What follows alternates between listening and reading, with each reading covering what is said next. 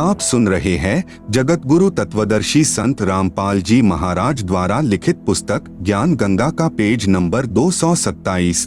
हरे राम हरे कृष्ण राधे श्याम सीता राम ओम नमः शिवाय ओम नमो भगवते वासुदेवाय आदि नाम जाप करता हूँ। सोमवार का व्रत भी रखता हूँ, कावड़ भी लाता हूँ तथा धामों पर भी दान करने जाता हूँ। मंदिर में मूर्ति पूजा करने भी जाता हूँ। स्वर्ग प्राप्ति की इच्छा करता हूँ तथा परंपरागत पूजा के कारण एक महंत से उपदेश भी ले रखा है। उत्तर, कृपया आप पुनर्उपरोक्त गीता सार को पढ़ो। जब तक तत्व ज्ञान से पूर्ण परिचित आप नहीं होंगे तब तक यह शंका रूपी कांटा खटकता ही रहेगा। जैसे ऊपर उदाहरण है कि उल्टा लटका हुआ संसार रूपी वृक्ष है जिसकी मूल यानी जड़ तो पूर्ण परमात्मा परमेश्वर है। तीनों गुण रूपी यानी रजगुण ब्रह्मा, सतगुण विष्णु, तमगुण शिव शाखाएं हैं। आपने कोई आम का पौधा लगाया है, यदि पौधे की जड़ यानी मूल की सिंचाई यानी पूजा करोगे जिससे वृक्ष बनेगा, फिर उसकी शाखाओं को फल लगेंगे। शाखा तोड़ने को थोड़े ही कहा जाता है। यह देखें सीधा बीजा हुआ भक्ति रूपी पौधा अर्थात शास्त्र विधि अनुसार साधना। इसी प्रकार पूजा तो पूर्ण परमात्मा अर्थात मूल की करनी है, फिर कर्मफल तीनों गुण यानी ब्रह्मा विष्णु शिव रूपी शाखाओं को लगेंगे।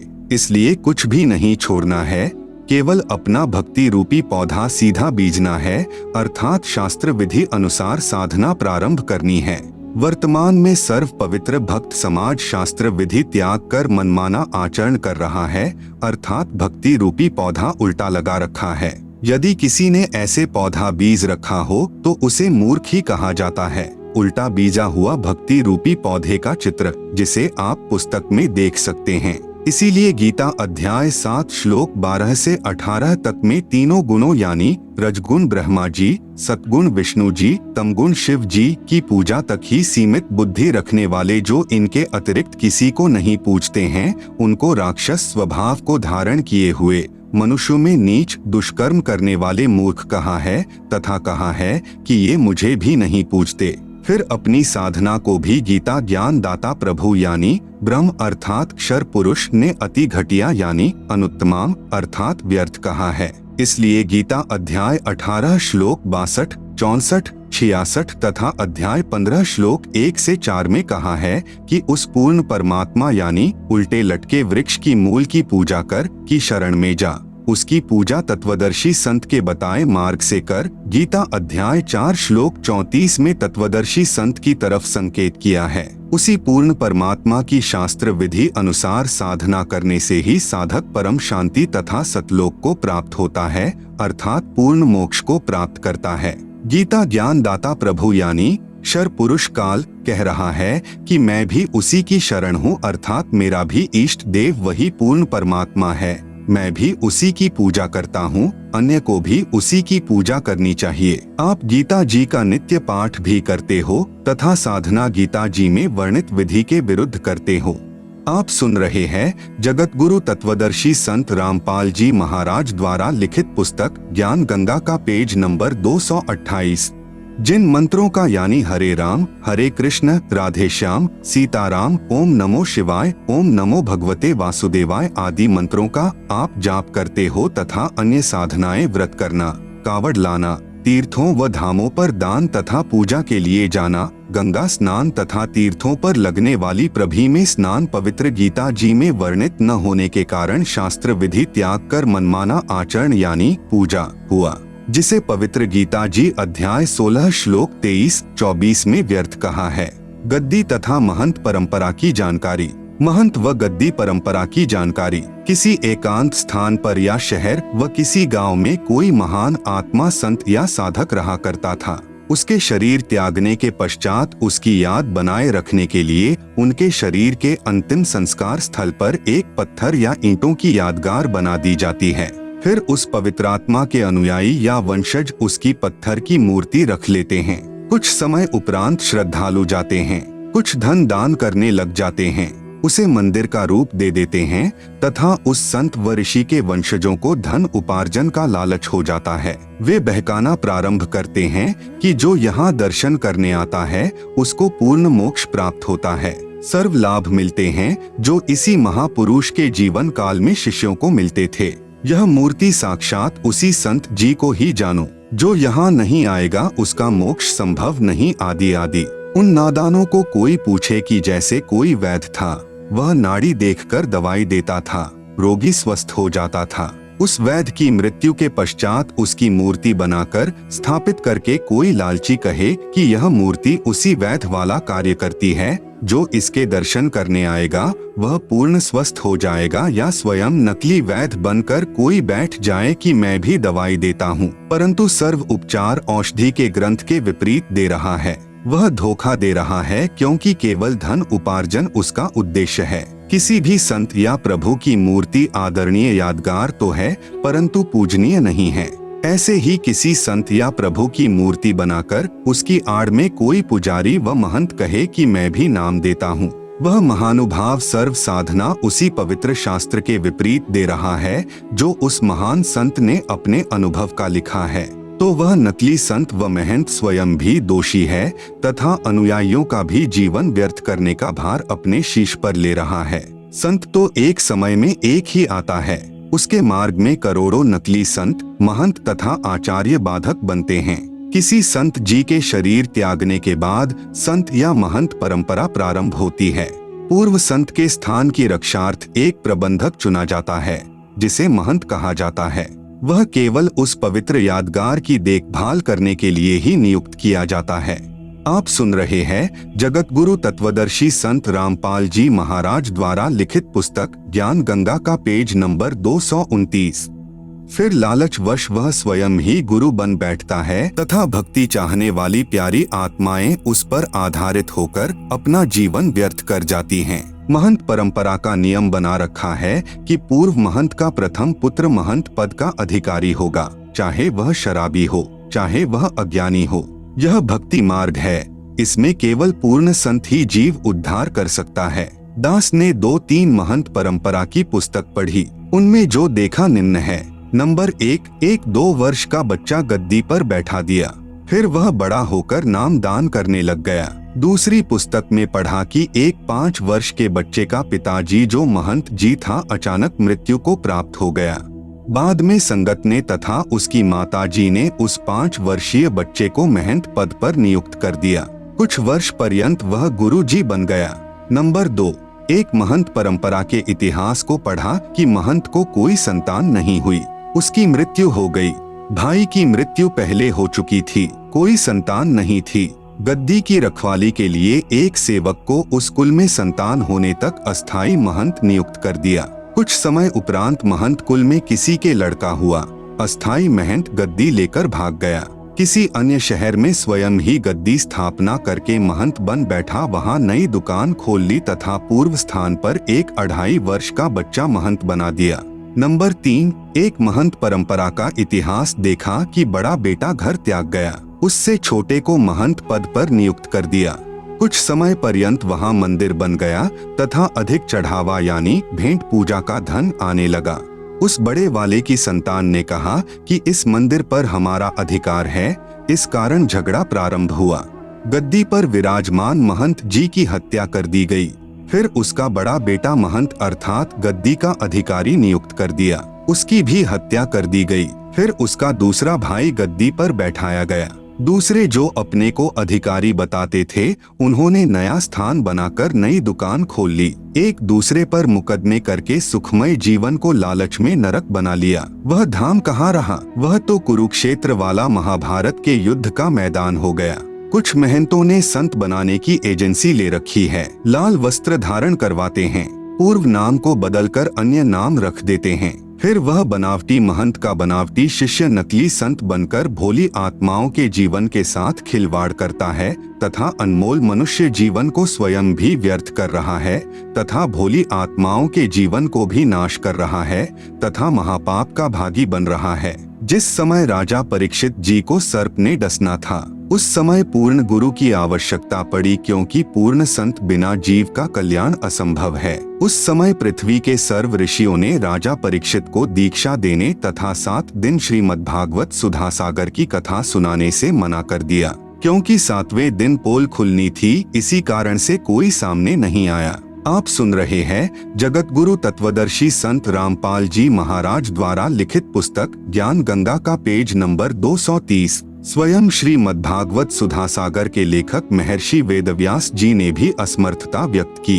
क्योंकि वे ऋषिजन प्रभु से डरने वाले थे, इसलिए भी राजा परीक्षित के जीवन से खिलवाड़ करना उचित नहीं समझा। राजा परीक्षित जी के कल्याण के लिए महर्षि सुखदेव जी को स्वर्ग से बुलाया गया, जिसने राजा को दीक्षा दी तथा 7 दिन तक कथा सुनाकर राजा परीक्षित जी का जितना उद्धार ऋषि सुखदेव जी कर सकते थे किया। वर्तमान के गुरु, संत, महंत तथा आचार्य स्वयं ही प्रभु के संविधान से अपरिचित हैं, इसलिए भयंकर दोष के पात्र बनकर दोषी हो रहे हैं। औरो पंथ बता भी स्वयं न जाने रा, अनधिकारी कथा पाठ करे व दीक्षा देवे बहुत करत गुना। वर्तमान में कथा व ग्रंथों का पाठ करने वालों व नाम दान करने वालों की बाढ़ सी आई हुई है, क्योंकि सर्व पवित्र धर्मों की पवित्र आत्माएं तत्व ज्ञान से अपरिचित हैं, जिस कारण नकली गुरुओं व संतों तथा महंतों का दाव लगा हुआ है।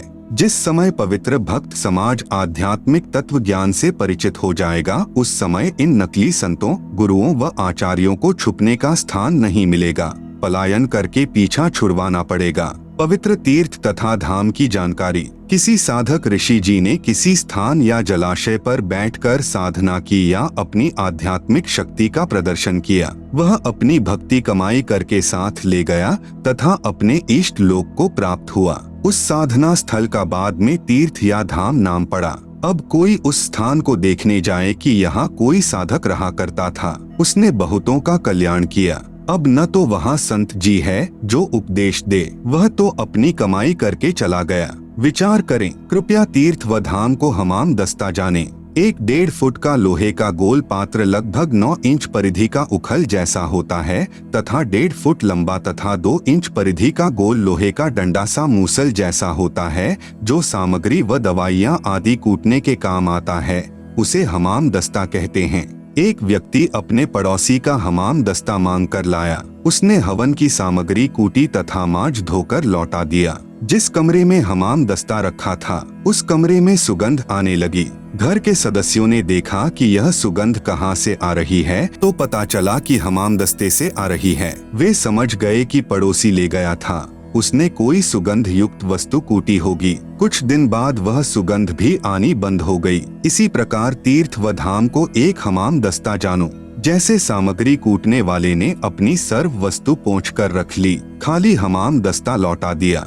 आप सुन रहे हैं जगत गुरु तत्वदर्शी संत रामपाल जी महाराज द्वारा लिखित पुस्तक ज्ञान गंगा का पेज नंबर 231। अब कोई उस हमाम दस्ते को सूंघकर ही कृत्यार्थ माने तो नादानी है, उसको भी सामग्री लानी पड़ेगी, तब पूर्ण लाभ होगा। ठीक इसी प्रकार किसी धाम व तीर्थ पर रहने वाला पवित्र आत्मा तो राम नाम की सामग्री कूटकर झाड़ पोंछ कर अपनी सर्व कमाई को साथ ले गया। बाद में अनजान श्रद्धालु उस स्थान पर जाने मात्र से कल्याण समझें तो उनके मार्गदर्शकों यानी गुरुओं की शास्त्र विधि रहित बताई साधना का ही परिणाम है। उस महान आत्मा संत की तरह प्रभु साधना करने से ही कल्याण संभव है।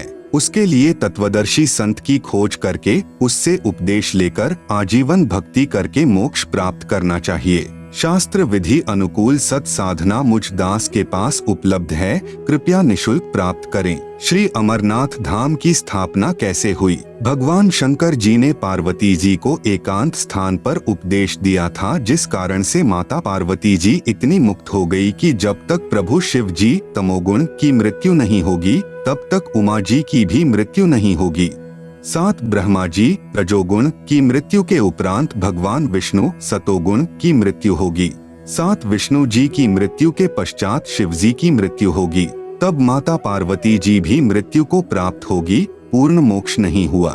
फिर भी जितना लाभ पार्वती जी को हुआ वह भी अधिकारी से उपदेश मंत्र लेकर हुआ। बाद में श्रद्धालुओं ने उस स्थान की याद बनाए रखने के लिए उसको सुरक्षित रखा तथा दर्शक जाने लगे। जैसे यह दास यानी संत रामपाल स्थान स्थान पर जाकर सत्संग करता है, वहाँ पर खीर व हलवा भी बनाया जाता है। जो भक्तात्मा उपदेश प्राप्त कर लेता है उसका कल्याण हो जाता है।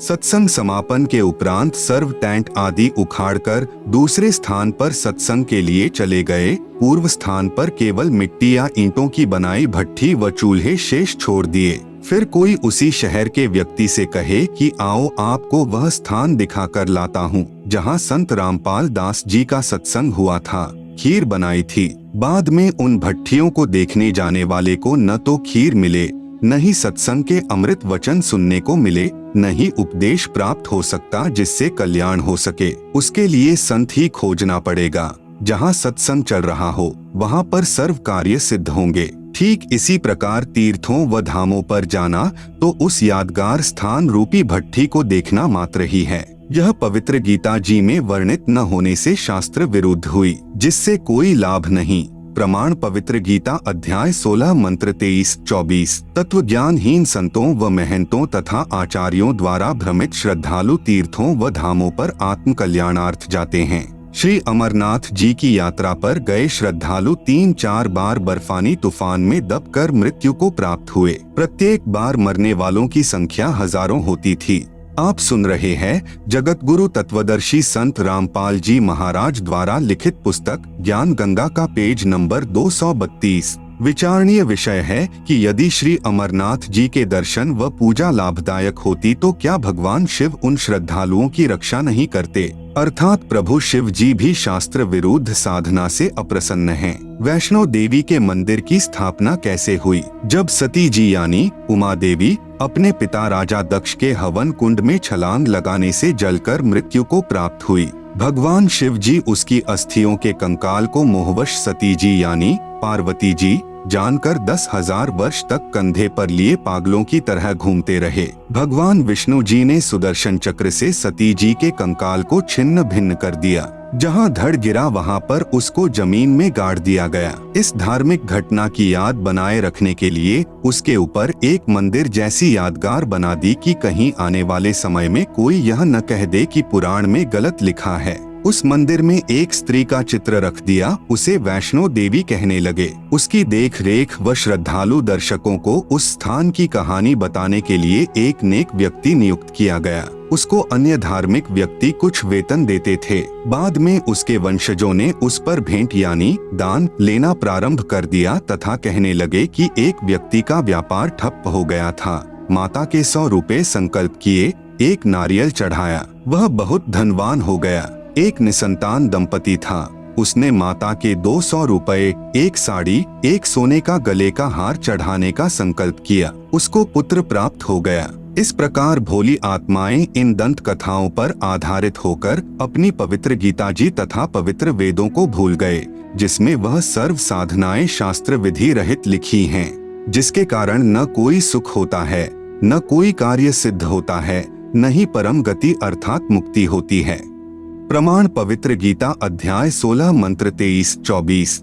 इसी प्रकार जहाँ देवी की आंखें गिरी वहाँ नैना देवी का मंदिर व जहाँ जिह्वा गिरी वहाँ श्री ज्वाला जी के मंदिर तथा जहाँ धड़ गिरा वहाँ वैष्णो देवी के मंदिर की स्थापना हुई। पुरी में श्री जगन्नाथ जी का मंदिर अर्थात धाम कैसे बना?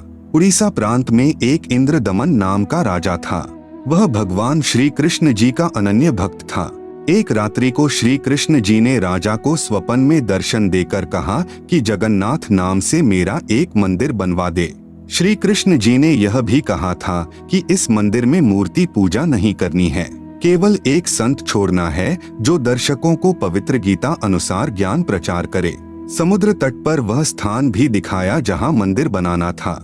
सुबह उठकर राजा इंद्रदमन ने अपनी पत्नी को बताया कि आज रात्रि को भगवान श्री कृष्ण जी दिखाई दिए, मंदिर बनवाने के लिए कहा है। आप सुन रहे हैं जगत गुरु तत्वदर्शी संत रामपाल जी महाराज द्वारा लिखित पुस्तक ज्ञान गंगा का पेज नंबर 233। रानी ने कहा, शुभ कार्य में देरी क्या, सर्व संपत्ति उन्हीं की दी हुई है, उन्हीं को समर्पित करने में क्या सोचना है। राजा ने उस स्थान पर मंदिर बनवा दिया जो श्री कृष्ण जी ने स्वप्न में समुद्र के किनारे पर दिखाया था। मंदिर बनने के बाद समुद्री तूफान उठा, मंदिर को तोड़ दिया, निशान भी नहीं बचा कि यहाँ मंदिर था। ऐसे राजा ने 5 बार मंदिर बनवाया, 5 बार समुद्र ने तोड़ दिया। राजा ने निराश होकर मंदिर न बनवाने का निर्णय ले लिया। यह सोचा कि न जाने समुद्र मेरे से कौन से जन्म का प्रतिशोध ले रहा है। कोष रिक्त हो गया, मंदिर बना नहीं। कुछ समय उपरांत पूर्ण परमेश्वर यानी कबीरदेव ज्योति निरंजन यानी काल को दिए वचन अनुसार राजा इंद्रदमन के पास आए तथा राजा से कहा, आप मंदिर बनवाओ, अब के समुद्र मंदिर यानी महल नहीं तोड़ेगा। राजा ने कहा, संत जी मुझे विश्वास नहीं है, मैं भगवान श्री कृष्ण यानी विष्णु जी के आदेश से मंदिर बनवा रहा हूँ। श्री कृष्ण जी समुद्र को नहीं रोक पा रहे हैं। 5 बार मंदिर बनवा चुका हूँ, यह सोचकर कि कहीं भगवान मेरी परीक्षा ले रहे हों, परंतु अब तो परीक्षा देने योग्य भी नहीं रहा हूँ क्योंकि कोष भी रिक्त हो गया है। अब मंदिर बनवाना मेरे वश की बात नहीं। परमेश्वर ने कहा, इंद्रदमन, जिस परमेश्वर ने सर्व ब्रह्मांडों की रचना की है वही सर्व कार्य करने में सक्षम है, अन्य प्रभु नहीं। मैं उस परमेश्वर की वचन शक्ति प्राप्त हूँ। मैं समुद्र को रोक सकता हूँ यानी अपने आप को छुपाते हुए सत कह रहे थे। राजा ने कहा कि संत जी मैं नहीं मान सकता कि श्री कृष्ण जी से भी कोई प्रबल शक्ति युक्त प्रभु है। जब वे ही समुद्र को नहीं रोक सके तो आप कौन से खेत की मूली हो। मुझे विश्वास नहीं होता तथा न ही मेरी वित्तीय स्थिति मंदिर यानी महल बनवाने की है। संत रूप में आए कबीरदेव यानी कबीर परमेश्वर ने कहा, राजन, यदि मंदिर बनवाने का मन बने तो मेरे पास आ जाना, मैं अमुक स्थान पर रहता हूँ, अब के समुद्र मंदिर को नहीं तोड़ेगा। यह कहकर प्रभु चले आए। उसी रात्रि में प्रभु श्री कृष्ण जी ने फिर राजा इंद्रदमन को दर्शन दिए तथा कहा, इंद्रदमन, एक बार फिर महल बनवा दे। जो तेरे पास संत आया था उससे संपर्क करके सहायता की याचना कर ले। वह ऐसा वैसा संत नहीं है, उसकी भक्ति शक्ति का कोई वार पार नहीं है। राजा इंद्रदमन नींद से जागा, स्वप्न का पूरा वृतांत अपनी रानी को बताया। रानी ने कहा, प्रभु कह रहे हैं तो आप मत चुको, प्रभु का महल फिर बनवा दो। रानी की सद्भावना युक्त वाणी सुनकर राजा ने कहा, अब तो कोष भी खाली हो चुका है, यदि मंदिर नहीं बनवाऊंगा तो प्रभु अप्रसन्न हो जाएंगे। मैं तो धर्म संकट में फंस गया हूँ। रानी ने कहा, मेरे पास गहने रखे हैं, उनसे आसानी से मंदिर बन जाएगा। आप यह गहने लो तथा प्रभु के आदेश का पालन करो। यह कहते हुए रानी ने सर्व गहने जो घर रखे थे तथा जो पहन रखे थे निकालकर प्रभु के निमित्त अपने पति के चरणों में समर्पित कर दिए। आप सुन रहे हैं जगत गुरु तत्वदर्शी संत रामपाल जी महाराज द्वारा लिखित पुस्तक ज्ञान गंगा का पेज नंबर 234। राजा इंद्रदमन उस स्थान पर गया जो परमेश्वर ने संत रूप में आकर बताया था। कबीर प्रभु अर्थात अपरिचित संत को खोजकर समुद्र को रोकने की प्रार्थना की।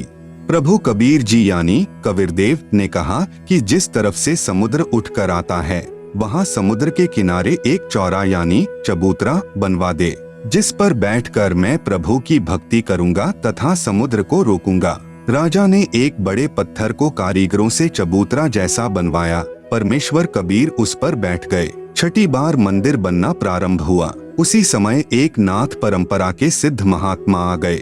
नाथ जी ने राजा से कहा, राजा, बहुत अच्छा मंदिर बनवा रहे हो, इसमें मूर्ति भी स्थापित करनी चाहिए। मूर्ति बिना मंदिर कैसा, यह मेरा आदेश है। राजा इंद्रदमन ने हाथ जोड़कर कहा, नाथ जी, प्रभु श्री कृष्ण जी ने मुझे स्वप्न में दर्शन देकर मंदिर बनवाने का आदेश दिया था तथा कहा था कि इस महल में न तो मूर्ति रखनी है न ही पाखंड पूजा करनी है।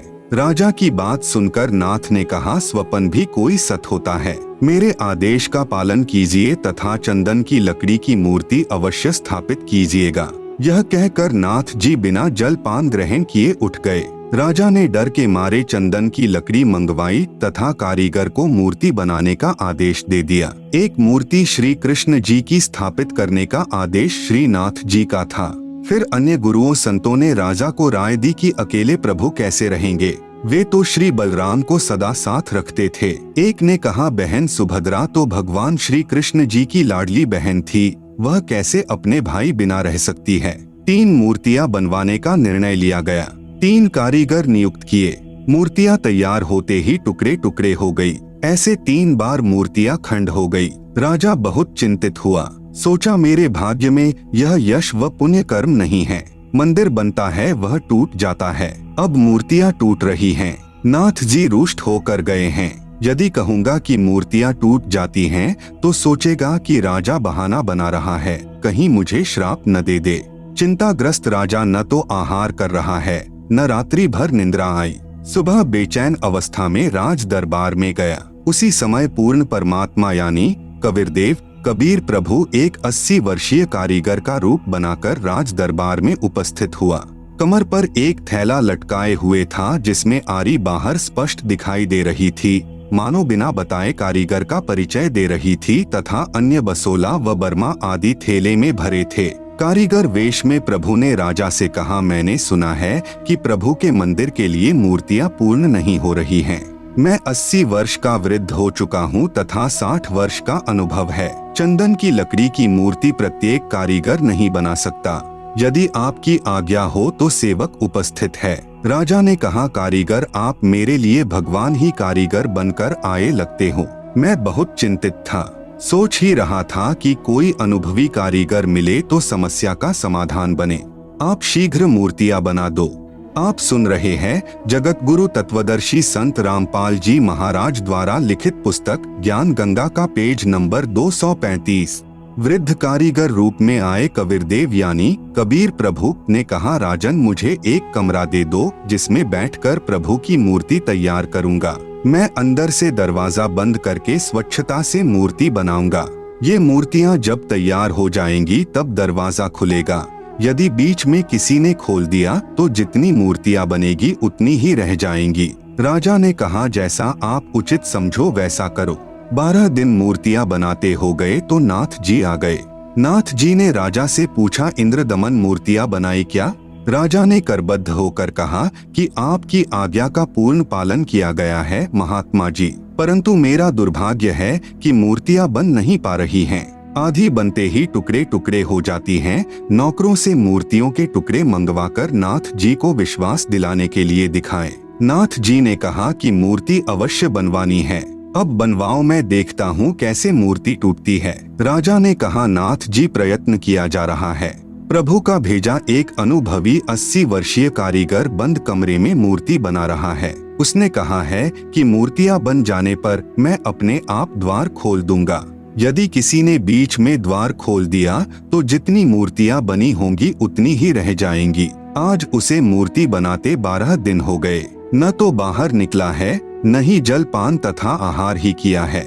नाथ जी ने कहा कि मूर्तियां देखनी चाहिए, कैसी बना रहा है, बनने के बाद क्या देखना है, ठीक नहीं बनी होंगी तो ठीक बनाएंगे। यह कहकर नाथ जी राजा इंद्र दमन को साथ लेकर उस कमरे के सामने गए जहां मूर्ति बनाई जा रही थी तथा आवाज लगाई, कारीगर द्वार खोलो। कई बार कहा परंतु द्वार नहीं खुला तथा जो खट खट की आवाज आ रही थी वह भी बंद हो गई। नाथ जी ने कहा कि 80 वर्षीय वृद्ध बता रहे हो, 12 दिन खाना पीना भी नहीं किया है, अब आवाज भी बंद है, कहीं मर न गया हो। धक्का मारकर दरवाजा तोड़ दिया, देखा तो 3 मूर्तियां रखी थी, तीनों के हाथ के व पैरों के पंजे नहीं बने थे। कारीगर अंतर ध्यान था। मंदिर बनकर तैयार हो गया और चारा न देखकर अपने हठ पर अडिग नाथ जी ने कहा, ऐसी ही मूर्तियों को स्थापित कर दो, हो सकता है प्रभु को यही स्वीकार हो। लगता है श्री कृष्ण ही स्वयं मूर्तियां बनाकर गए हैं। मुख्य पांडे ने शुभ मुहूर्त निकालकर अगले दिन ही मूर्तियों की स्थापना कर दी। सर्व पांडे तथा मुख्य पांडा व राजा तथा सैनिक व श्रद्धालु मूर्तियों में प्राण स्थापना करने के लिए चल पड़े। पूर्ण परमेश्वर यानी कबीरदेव एक शूद्र का रूप धारण करके मंदिर के मुख्य द्वार के मध्य में मंदिर की ओर मुख करके खड़े हो गए। ऐसी लीला कर रहे थे मानो उनको ज्ञान ही न हो कि पीछे से प्रभु की प्राण स्थापना की सेना आ रही है। आगे आगे मुख्य पांडा चल रहा था। परमेश्वर फिर भी द्वार के मध्य में ही खड़े रहे। निकट आकर मुख्य पांडे ने शूद्र रूप में खड़े परमेश्वर को ऐसा धक्का मारा कि दूर जाकर गिरे तथा एकांत स्थान पर शूद्र लीला करते हुए बैठ गए। राजा सहित सर्व श्रद्धालुओं ने मंदिर के अंदर जाकर देखा तो सर्व मूर्तियां उसी द्वार पर खड़े शूद्र रूप परमेश्वर का रूप धारण किए हुए थी। आप सुन रहे हैं जगत गुरु तत्वदर्शी संत रामपाल जी महाराज द्वारा लिखित पुस्तक ज्ञान गंगा का पेज नंबर 236। इस कौतुक को देखकर उपस्थित व्यक्ति अचंभित हो गए।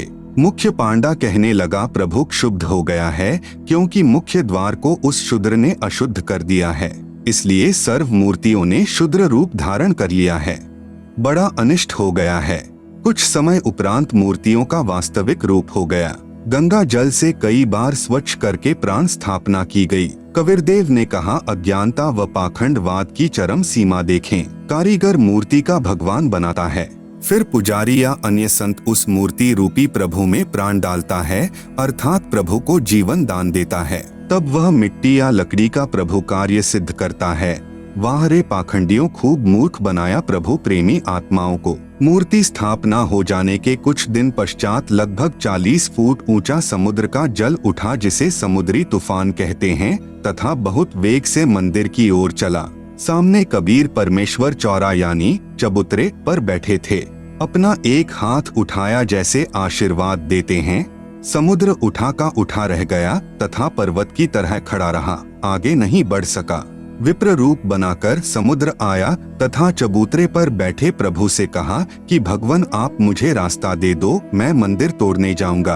आप सुन रहे हैं जगत गुरु तत्वदर्शी संत रामपाल जी महाराज द्वारा लिखित पुस्तक ज्ञान गंगा का पेज नंबर 237।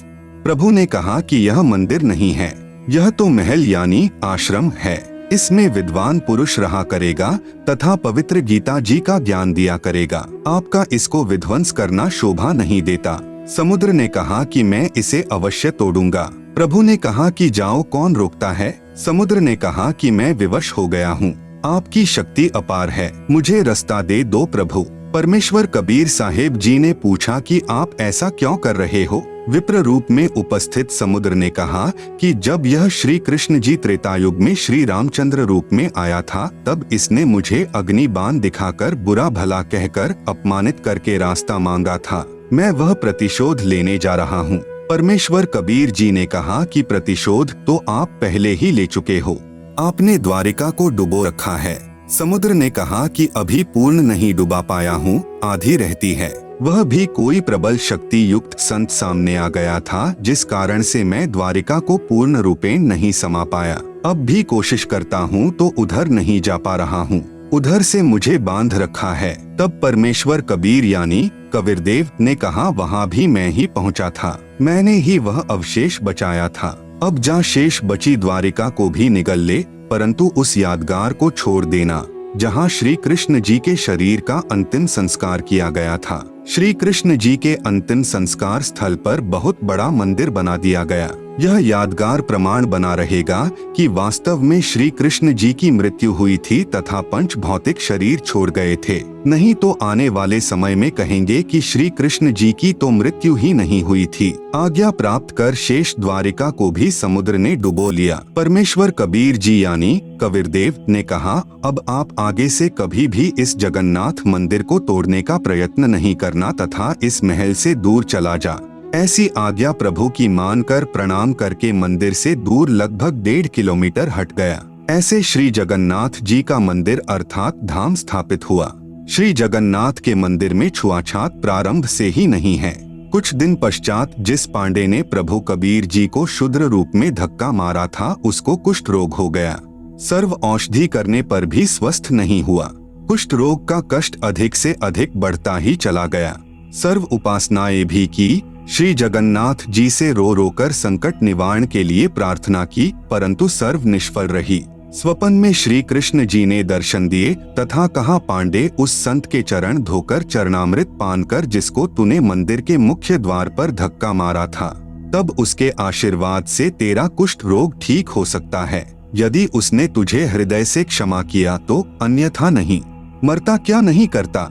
वह मुख्य पांडा सवेरे उठा, कई सहयोगी पांडों को साथ लेकर उस स्थान पर गया जहां पर प्रभु कबीर शूद्र रूप में विराजमान थे।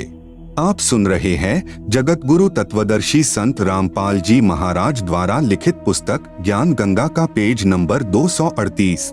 जो ही पांडा प्रभु के निकट आया तो परमेश्वर उठकर चल पड़े तथा कहा, हे पांडा, मैं तो अछूत हूँ, मेरे से दूर रहना, कहीं आप अपवित्र न हो जाएं। पांडा निकट पहुंचा परमेश्वर और आगे चल पड़े।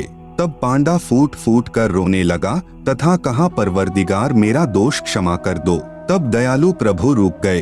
पांडे ने आदर के साथ एक स्वच्छ वस्त्र जमीन पर बिछाकर प्रभु को बैठने की प्रार्थना की। प्रभु उस वस्त्र पर बैठ गए। तब उस पांडे ने स्वयं चरण धोए तथा चरणामृत को पात्र में वापस डाल लिया।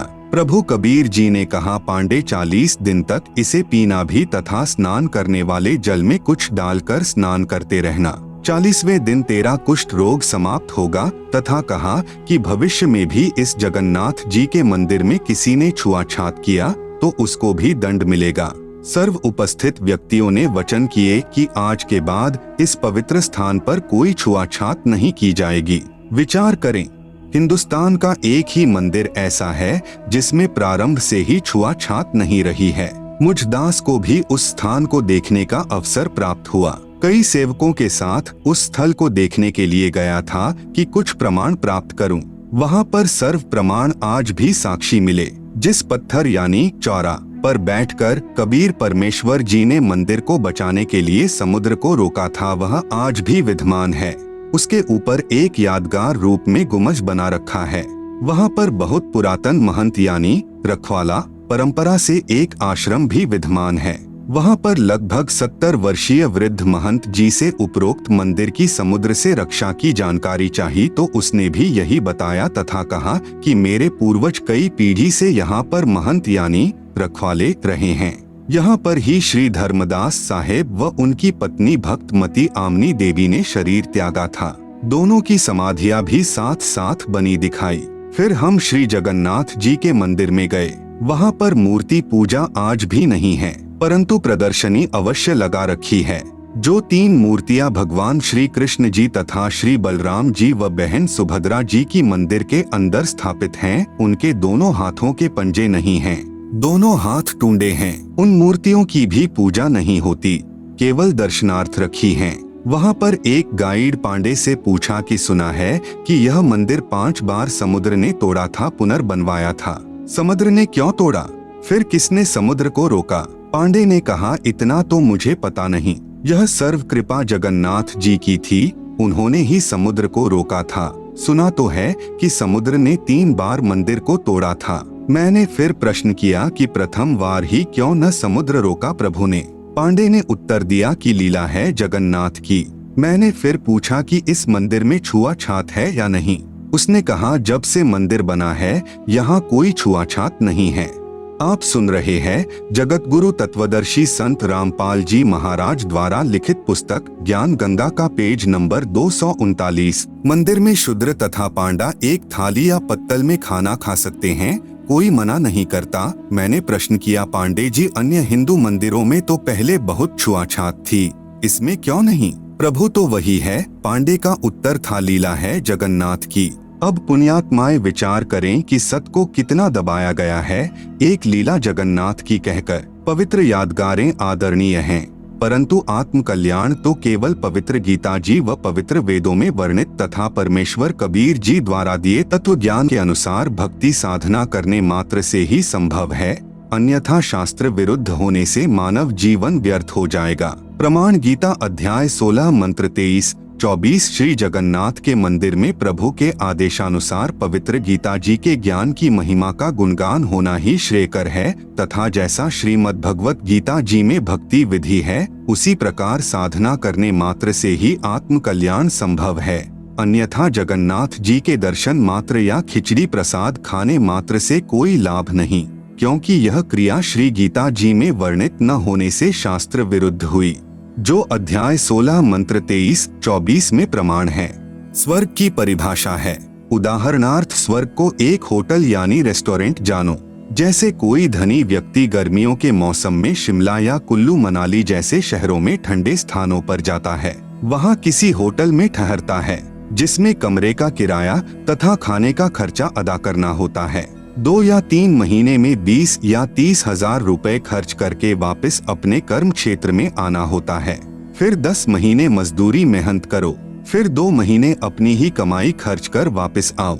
यदि किसी वर्ष कमाई अच्छी नहीं हुई तो उस 2 महीने के सुख को भी तरसो। ठीक इसी प्रकार स्वर्ग जानो। इस पृथ्वी लोक पर साधना करके कुछ समय स्वर्ग रूपी होटल में चला जाता है, फिर अपनी पुण्य कमाई खर्च करके वापस नरक तथा 84 लाख प्राणियों के शरीर में कष्ट पाप कर्म के आधार पर भोगना पड़ता है।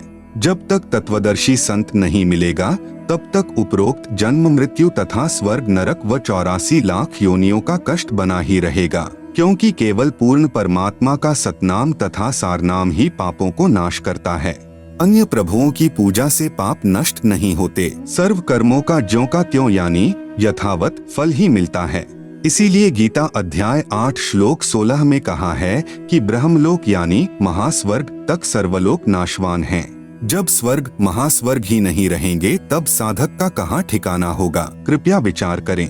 आप सुन रहे हैं जगत गुरु तत्वदर्शी संत रामपाल जी महाराज द्वारा लिखित पुस्तक ज्ञान गंगा का पेज नंबर 240। प्रश्न, क्या गीता जी का नित्य पाठ करने का कोई लाभ नहीं? जो दान करते हैं, जैसे कुत्ते को रोटी, भूखे को भोजन, चिटियों को आटा, तीर्थों पर भंडारा आदि करते हैं, क्या यह भी व्यर्थ है? उत्तर, धार्मिक सद्ग्रंथों के पठन पाठन से ज्ञान यज्ञ का फल मिलता है। यज्ञ का फल कुछ समय स्वर्ग या जिस उद्देश्य से किया उसका फल मिल जाता है, परंतु मोक्ष नहीं। नित्य पाठ करने का मुख्य कारण यह होता है कि सद्ग्रंथों में जो साधना करने का निर्देश है तथा जो न करने का निर्देश है उसकी याद ताजा रहे, कभी कोई गलती न हो जाए, जिससे हम वास्तविक उद्देश्य त्याग कर गफलत करके शास्त्र विधि त्याग कर मनमाना आचरण यानी पूजा न करने लग जाएं तथा मनुष्य जीवन के मुख्य उद्देश्य की याद बनी रहे कि मनुष्य जीवन का मूल उद्देश्य आत्म कल्याण ही है, जो शास्त्र अनुकूल साधना से ही संभव है। जैसे एक जमींदार को वृद्धावस्था में पुत्र की प्राप्ति हुई। किसान ने सोचा जब तक बच्चा जवान होगा, अपने खेती बाड़ी के कार्य को संभालने योग्य होगा, कहीं मेरी मृत्यु न हो जाए। इसलिए किसान ने अपना अनुभव लिखकर छोड़ दिया तथा अपने पुत्र से कहा कि पुत्र, जब तू जवान हो तब अपने खेती बाड़ी के कार्य को समझने के लिए इस मेरे अनुभव के लेख को प्रतिदिन पढ़ लेना तथा अपनी कृषि करना। पिताजी की मृत्यु के उपरांत किसान का पुत्र प्रतिदिन पिताजी के द्वारा लिखे अनुभव के लेख को पढ़ता, परंतु जैसा उसमें लिखा है वैसा कर नहीं रहा है। वह किसान का पुत्र क्या धनी हो सकता है? कभी नहीं। वैसे ही करना चाहिए जो पिताजी ने अपना अनुभव लेख में लिखा है। ठीक इसी प्रकार पवित्र गीता जी के पाठ को तो श्रद्धालु नित्य कर रहे हैं, परंतु साधना सदग्रंथ के विपरीत कर रहे हैं। इसलिए गीता अध्याय 16 श्लोक 23-24 के अनुसार व्यर्थ साधना है।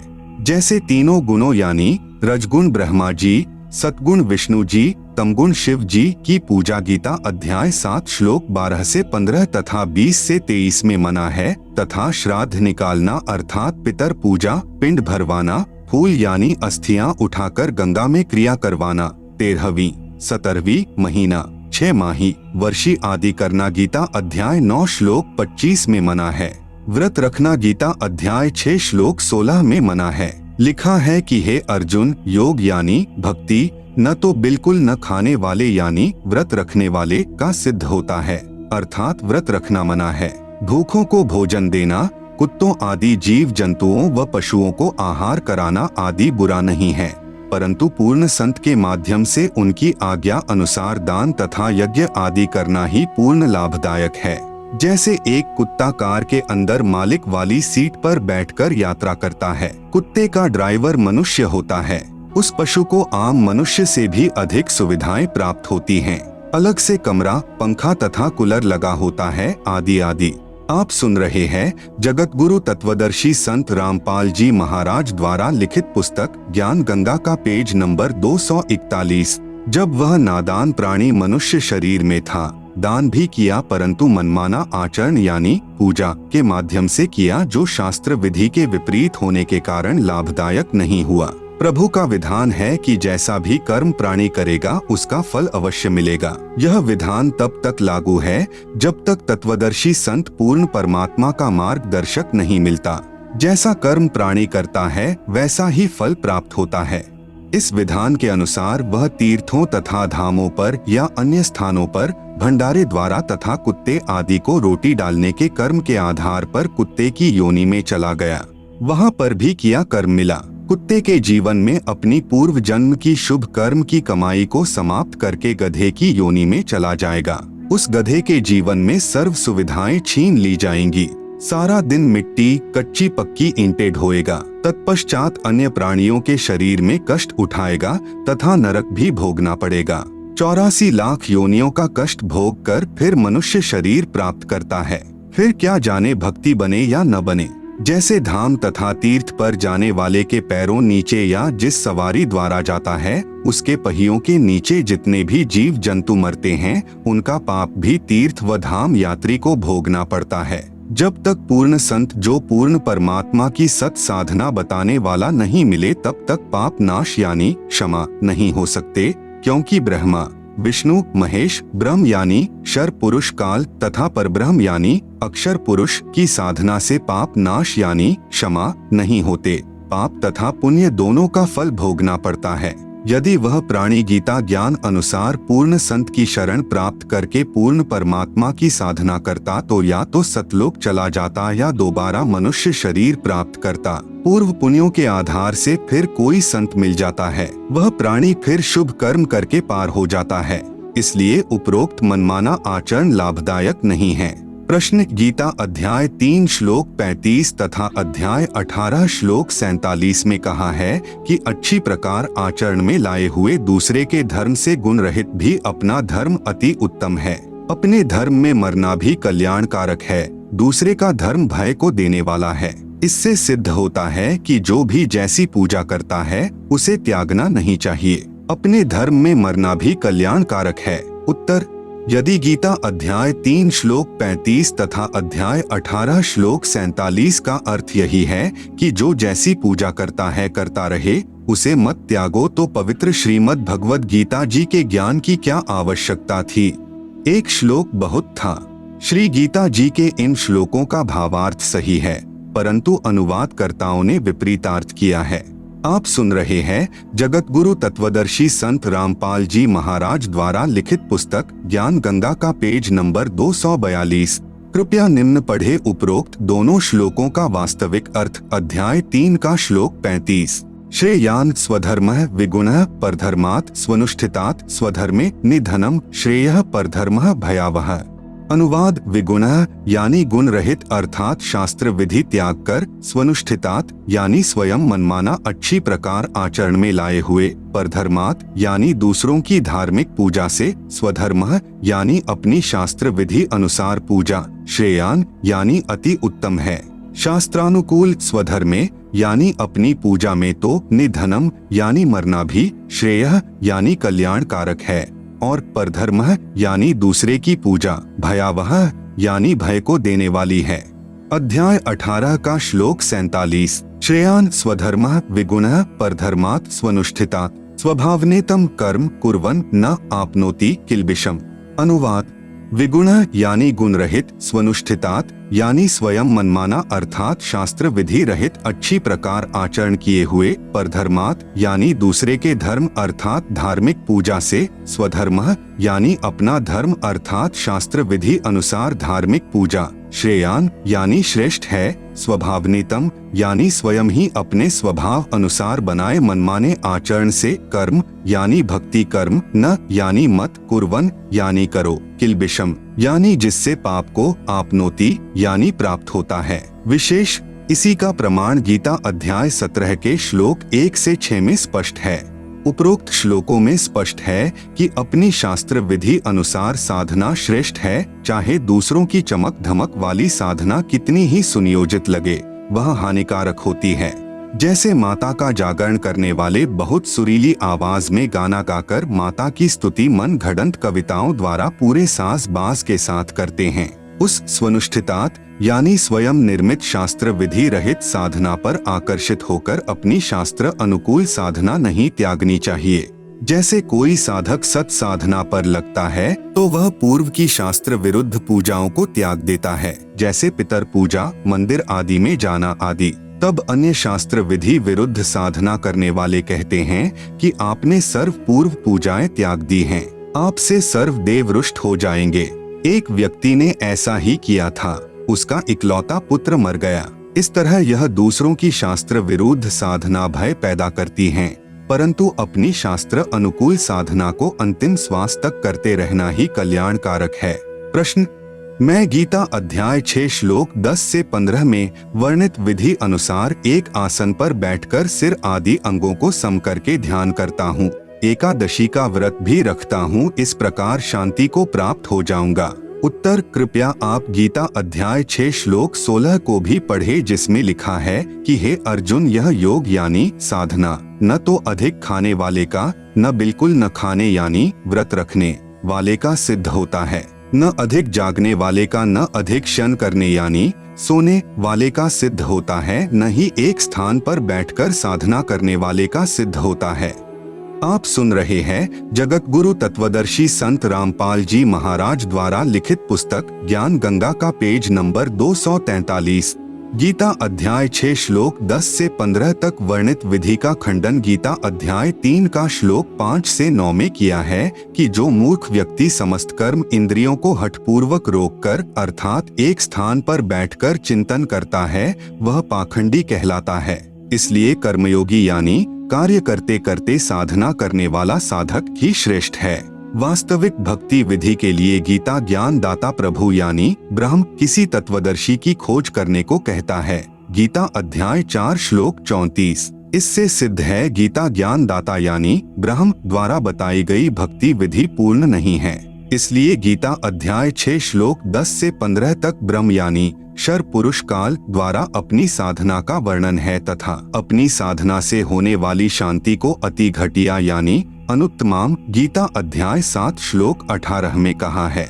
उपरोक्त अध्याय 6 श्लोक 10 से 15 में कहा है कि मन और इंद्रियों को वश में रखने वाला साधक एक विशेष आसन तैयार करे, जो न अधिक ऊंचा हो न अधिक नीचा। उस आसन पर बैठकर चित्त तथा इंद्रियों को वश में रखकर मन को एकाग्र करके अभ्यास करे। सीधा बैठकर ब्रह्मचर्य का पालन करता हुआ मन को रोककर प्रयाण होवे। इस प्रकार साधना में लगा साधक मुझ में रहने वाली निर्वाण परमाम यानी अति बेजान अर्थात बिल्कुल मरी हुई यानी नाम मात्र शांति को प्राप्त होता है। इसीलिए गीता अध्याय 7 श्लोक 18 में अपनी साधना से होने वाली गति यानी लाभ को अति घटिया यानी अनुत्तमाम कहा है। इसी गीता अध्याय 18 श्लोक 62 तथा अध्याय 15 श्लोक 4 में कहा है कि हे अर्जुन, तू परम शांति तथा सतलोक को प्राप्त होगा, फिर पुनर्जन्म नहीं होता, पूर्ण मोक्ष प्राप्त हो जाता है। मैं यानी गीता ज्ञान दाता प्रभु भी उसी आदि नारायण पुरुष परमेश्वर की शरण हूँ, इसलिए दृढ़ निश्चय करके उसी की साधना व पूजा करनी चाहिए। अपनी साधना के अटकल युक्त ज्ञान के आधार पर बताए मार्ग को अध्याय 6 श्लोक 47 में भी स्वयं युक्ततमः मतः अर्थात अज्ञान अंधकार वाले विचार कहा है। अन्य अनुवादकर्ताओं ने में युक्ततमः मत का अर्थ परम श्रेष्ठ मान्य है किया है, जबकि करना था कि यह मेरा अटकल लगाया अज्ञान अंधकार के आधार पर दिया मत है, क्योंकि यथार्थ ज्ञान के विषय में किसी तत्वदर्शी संत से जानने को कहा है। गीता अध्याय 4 श्लोक 34 में वास्तविक अनुवाद गीता अध्याय 6 श्लोक 47 का। अध्याय 6 का श्लोक 47 योगिनाम अपि सर्वेषां मद्गतेन अंतरात्मना श्रद्धावान भजते यह माम सह में युक्ततमः मतः। अनुवाद मेरे द्वारा दिए भक्ति विचार जो अटकल लगाया हुआ उपरोक्त श्लोक 10 से 15 में वर्णित पूजा विधि जो मैंने अनुमान सा बताया है, पूर्ण ज्ञान नहीं है, क्योंकि सर्वेशाम यानी सर्व, योगिनाम यानी साधकों में, यह यानी जो, श्रद्धावान यानी पूर्ण आस्था से, अंतरात्मना यानी सच्ची लगन से, मदगतेन यानी मेरे द्वारा दिए भक्ति मत के अनुसार, माम यानी मुझे, भजते यानी भजता है, सह यानी वह, अपि यानी भी, युक्ततमः यानी अज्ञा अंधकार से जन्म मरण स्वर्ग नरक वाली साधना में ही लीन है। यह में यानी मेरा, मतः यानी विचार है। आप सुन रहे हैं जगत गुरु तत्वदर्शी संत रामपाल जी महाराज द्वारा लिखित पुस्तक ज्ञान गंगा का पेज नंबर 244। इसी का प्रमाण पवित्र गीता अध्याय 7 श्लोक 18 में तथा गीता अध्याय 5 श्लोक 29 तथा गीता अध्याय 6 श्लोक 15 में स्पष्ट है। इसीलिए गीता अध्याय 18 श्लोक 62 में कहा है कि हे भारत, तू सर्व भाव से उस परमात्मा की शरण में जा उसकी कृपा से ही तू परम शांति को तथा सनातन परम धाम अर्थात सतलोक को प्राप्त होगा। गीता अध्याय 15 श्लोक 4 में कहा है कि जब तुझे गीता अध्याय 4 श्लोक 34 में वर्णित तत्वदर्शी संत मिल जाएं, उसके पश्चात उस परमपद परमेश्वर को भली भांति खोजना चाहिए, जिसमें गए हुए साधक फिर लौटकर इस संसार में नहीं आते, अर्थात जन्म मृत्यु से सदा के लिए मुक्त हो जाते हैं। जिस परमेश्वर ने संसार रूपी वृक्ष की रचना की है, मैं भी उसी आदि पुरुष परमेश्वर की शरण में हूँ, उसी की भक्ति करनी चाहिए। गीता अध्याय 3 श्लोक 5 से 9 में भी गीता अध्याय 6 श्लोक 10 से 15 के ज्ञान को गलत सिद्ध किया है। अर्जुन ने पूछा, प्रभु मन को रोकना बहुत कठिन है। भगवान ने उत्तर दिया, अर्जुन मन को रोकना तो वायु को रोकने के समान है। फिर यह भी कहा है कि निसंदेह कोई भी व्यक्ति किसी भी समय क्षण मात्र भी कर्म किए बिना नहीं रहता। जो महामूर्ख मनुष्य समस्त कर्म इंद्रियों को हठपूर्वक ऊपर से रोककर मन से कुछ न कुछ सोचता रहता है। इसलिए एक स्थान पर हठ योग करके न बैठकर सांसारिक कार्य करते करते यानी कर्मयोग साधना करना ही श्रेष्ठ है। कर्म न करने अर्थात हठ योग से एक स्थान पर बैठकर साधना करने की अपेक्षा कर्म करते करते साधना श्रेष्ठ है। एक स्थान पर बैठकर साधना यानी अकर्मणा करने से तेरा जीवन निर्वाह कैसे होगा। शास्त्र विधि त्याग कर साधना यानी हठ योग एक आसन पर बैठकर करने से कर्म बंधन का कारण है। दूसरा जो शास्त्र अनुकूल कर्म करते करते साधना करना ही श्रेष्ठ है। इसलिए सांसारिक कार्य करता हुआ साधना कर। गीता अध्याय 8 श्लोक 7 में कहा है कि युद्ध भी कर, मेरा स्मरण भी कर, इस प्रकार मुझे ही प्राप्त होगा। गीता अध्याय 7 श्लोक 18 में तथा अध्याय 18 श्लोक 62 में कहा है कि परंतु मेरी साधना से होने वाली गति यानी लाभ अति घटिया यानी अनुत्तमाम है। इसलिए उस परमेश्वर की शरण में जा, जिसकी कृपा से तू परम शांति तथा शाश्वतम स्थानम यानी सतलोक को प्राप्त होगा। उस परमेश्वर की भक्ति विधि तथा पूर्ण ज्ञान यानी तत्व ज्ञान किसी तत्वदर्शी संत की खोज करके उससे पूछ, मैं यानी गीता ज्ञान दाता ब्रह्मक्षर पुरुष भी नहीं जानता। प्रश्न, गीता अध्याय 15 श्लोक 18 में कहा है कि मैं लोक में वेद में पुरुषोत्तम नाम से प्रसिद्ध हूँ। इससे तो यही सिद्ध हुआ कि गीता ज्ञान दाता प्रभु ही सर्वशक्तिमान है तथा गीता अध्याय 12 पूर्ण ही गीता ज्ञान दाता की ही महिमा कह रहा है। उत्तर, गीता जी में गीता ज्ञान दाता प्रभु अपनी साधना तथा समर्थता भी कह रहा है तथा साथ साथ उस पूर्ण परमात्मा की महिमा भी कह रहा है तथा उस परमेश्वर की साधना के लिए तत्वदर्शी संत की ओर संकेत भी कर रहा है। गीता अध्याय 12 पूरा ब्रह्म यानी क्षर पुरुष यानी काल की महिमा से परिपूर्ण है तथा गीता अध्याय 13 सारा उस पूर्ण परमात्मा अर्थात आदि पुरुष परमेश्वर की महिमा से परिपूर्ण है।